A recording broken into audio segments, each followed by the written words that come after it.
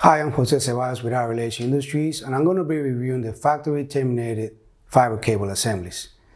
These are the fiber cable types that we commonly use. This is the indoor-outdoor cable. It has a medium jacket, and it is commonly used for indoor-outdoor applications. This is the outside plant cable, also known as OSP. It has a heavy jacket, and it is commonly used for industrial as well as commercial applications.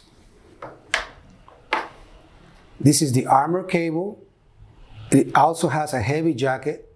It has a tough metal armor, and it is commonly used in burial applications where extra protection is required against crushing or rodents. Next, I would like to talk about our breakout. The breakout is where the fiber is individually separated from the exterior jacket. All our breakouts have the same color to match the cable fiber type, and they also has a fiber ID printed near the end of the connector. This is an example of the single mode breakout.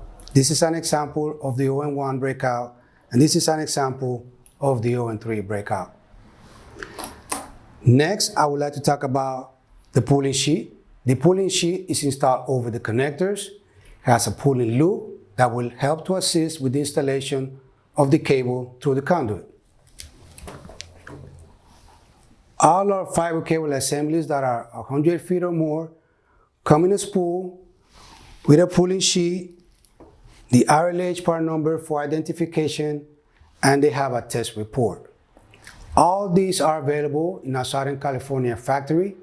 If you don't see what you like or what you need, give us a call. You could contact our sales representative, or you could order directly from our website at www.fiberopticlink.com. Thank you for joining us, and see you next time.